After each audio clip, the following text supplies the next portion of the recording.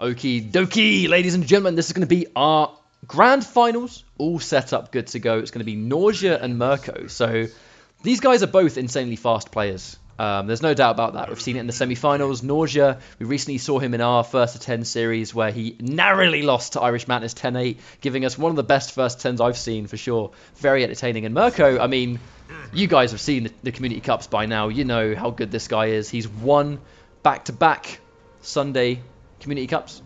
Hellfire Scorpion almost all the way. He has used ninjutsu a little bit, but this is going to be crazy aggressive Hellfire versus crazy aggressive Spectral. And once again, I'm joined by Use for Glue, PND Use for Glue on commentary. Hi, how you doing?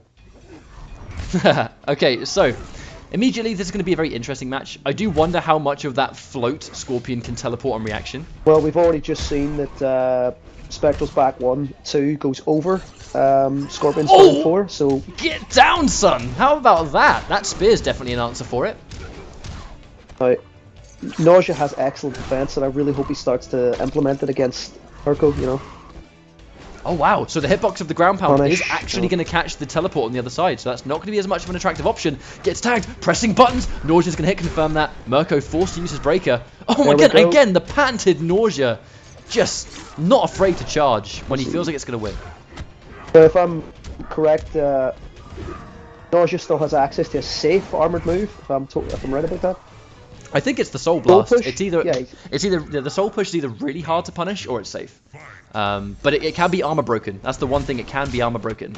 Teleport's going to catch it. Murko does use 1-2-3 a lot, so it will break that armored move. Yeah. Nice conversion, Nausea. And again, we've seen that corpse hop a couple of times. Murko, I believe that was a teleport attempt, but I don't think that's actually able to go through. And there we go, we can see the teleport catching him with a forward 4. That's going to be big damage from Murko. Here we go, so much in one punish. And again, I think it means that Nausea is going to have to be really careful. I think it's important to be mobile, but the reality is, and again, not afraid to go for the push. But if Murko tags, if Murko goes for one tag there, then that's a big punish. You know, that's a humongous punish for just one misspaced float, you know, from Nausea. Excellent anti-air. But this is the thing I want to see Nausea do. I want to see Nausea play on his fundamentals. He doesn't have to go balls to the wall the whole time. Oh, the conversion! Oh, good damage! There we go. There's that meter burn, a teleport you were talking about. Still viable if the opponent messes up his timing. I mean, Nausea didn't quite get the meaty. Oh, no punish! That could have been the game! Oh no! That sucks so bad. Nausea getting tagged by the jump kick. Murko still in the action! And now, this to me, looks like matchup unfamiliarity. Yes. Murko is Nausea is going for the float in these situations. And Murko is not holding it. He's trying to jump. He's trying to press buttons. And that is not how you deal with Spectral's pressure. I always find it quite ironic when rushdown players want to respect the rushdown options from another. Merkco can spend the whole game in somebody's face, and the opponent has to respect that. And as soon as you put aggressive back foot, you tend to find that they don't want to give the opponent a chance to put pressure on them, and that's where they fall down a lot. And I think we might see this from Nausea. He might put Merkco on the back foot, and this might be where Merkco falls apart. It might be his defense. So let's see if that happens.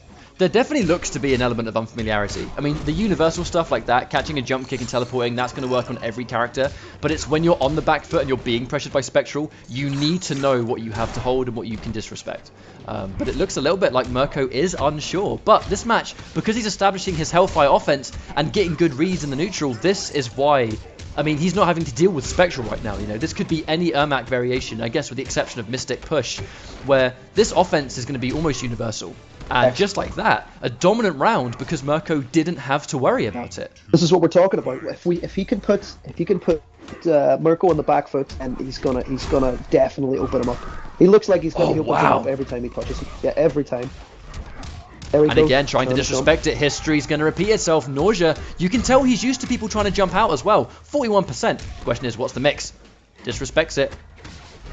There's the float. And again, caught trying to jump out of float. Again.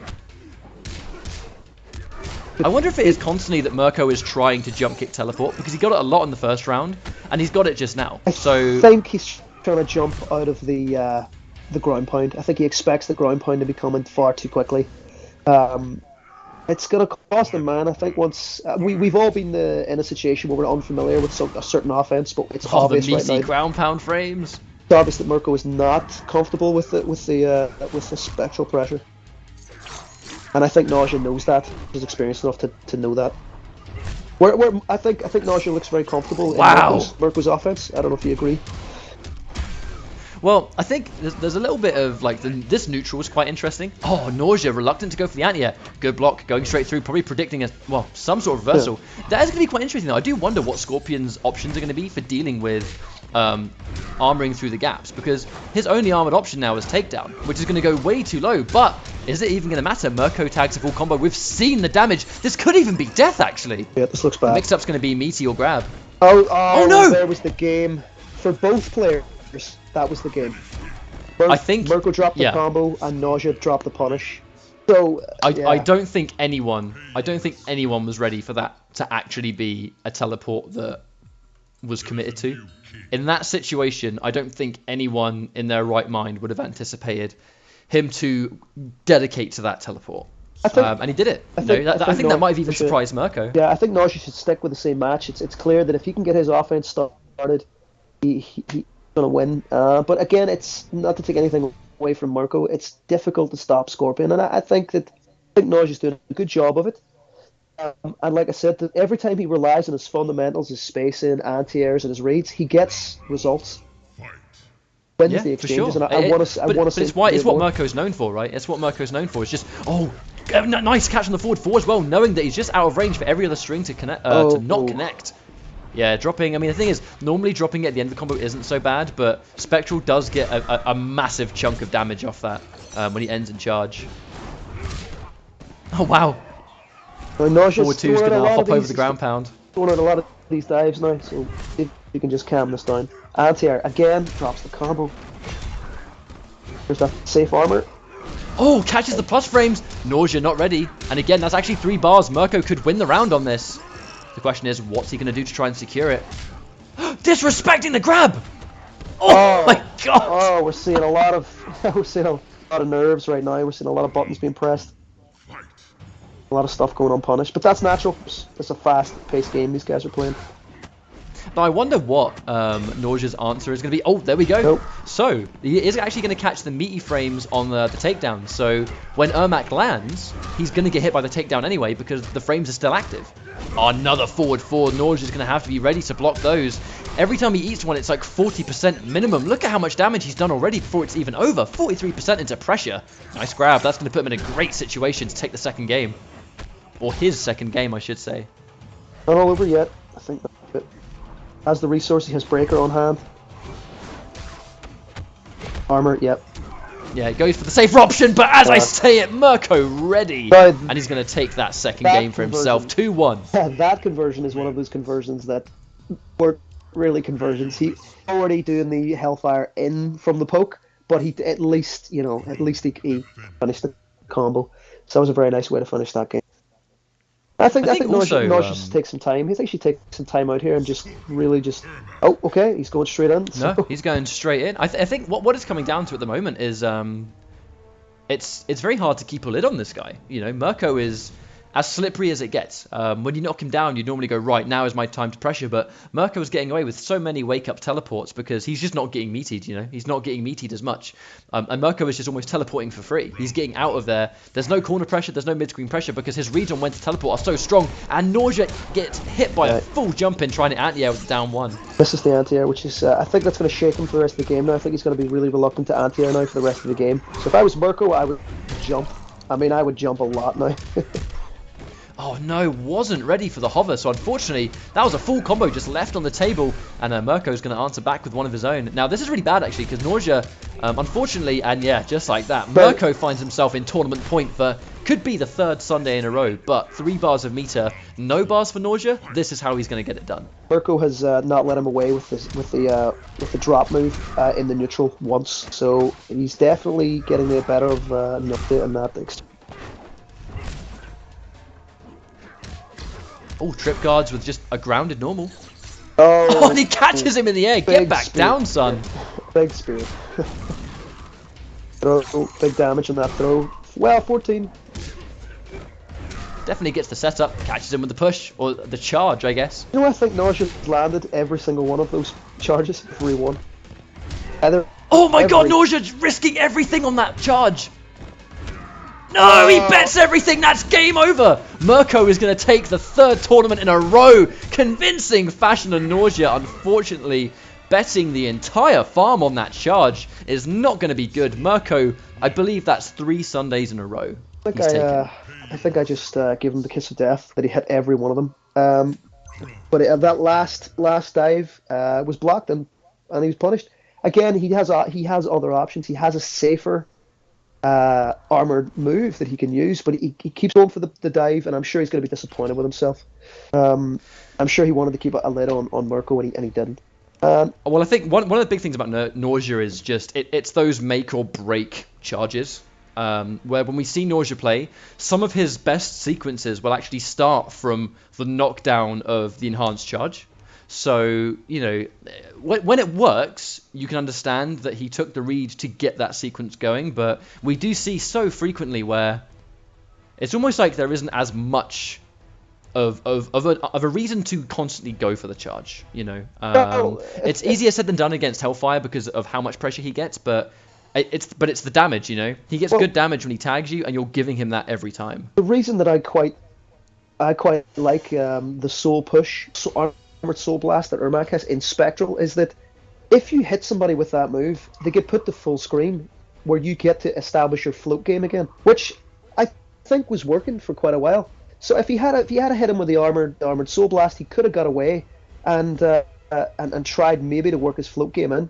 Although every time he wasn't initial with the floats, Murko did teleport him. So there's a case to be made for each move, but evidently, you know, dive eventually killed him. The thing he was getting so much success with. I think it's sort of like, I guess, an appropriate way to end the set, right? Where it's kind of what Nausea was known for, just not being afraid to let rip on it, right? Just let loose on it and dedicate, win or lose. And it's, if you're prepared to take those risks, I mean, we used to say this in the Pro League all the time, if you're prepared to take the risk to win a game, you're prepared for that risk to lose it for you as well. It's two ends of the spectrum right there. But Nausea making it into Grand Finals, humongous congratulations there, doing really well for himself, giving us some good gameplay outright. And Merkco, I mean, this was probably his most dominant week, taking it 3-0 over K-Top, which we had not seen before, I believe. A much closer set between those guys last week. Merkco just... It's like he woke up this morning and said, I'm winning the Community Cup today, and there is no one that's going to stop me from doing it. And it's interesting, because right now, I mean, Scorpion runs these Community Cups. I don't think anyone had seen that coming. Scorpion is by far the most dominant character we're seeing in this right now. Well, I mean, we're obviously seeing this cup without a couple of other big names in there. But the good thing is it's given people a chance to use, for maybe players like Murko who are good, obviously very good players, they get to show you Scorpion, Hellfire, and we get to see Spectral, Ermac and stuff. So it's really good that it's opened up for other players, you know. So I don't mind. That's probably my favourite thing. You know. That's probably my favourite thing about the Community Cups is just seeing new blood enter the ring. Or if it's not new blood and these guys have played for a while. And let's not forget Nausea and Murko, they've played their fair share of Mortal Kombat, but this has given us the chance to show everyone what they can do. You know, Nausea entertained everyone with that first attempt between himself and Mattis. You know, if you guys haven't seen that, it's going to be on our YouTube channel. I definitely suggest you go check that out. And Murko, I mean, he's dominating these cups. He's looking pretty unstoppable right now. So I would like to see someone next week try and take it to the sky and see if they can dethrone what could be the best Hellfire right now. This guy's Hellfire is insane. And he's just not afraid to take risks, but also capitalize on those risks. If he dedicates to something, he gets chunks of damage every single time. So I believe that is going to wrap up tonight's broadcast, and it's going to wrap up tonight's tournament. Big congratulations to Murko for, well, that's it. That's 3 tournaments in a row this guy's managed to take when it comes to these Sunday Community Cups. Congratulations to Nausea for making it to 2nd place, giving us a good show of Spectral. Thank you very much, everybody, for watching, and I think to you, Glue, thank you very much for taking your time out and joining me in the commentary. Thanks for having me. Thanks for watching, guys, and I'll catch you next time.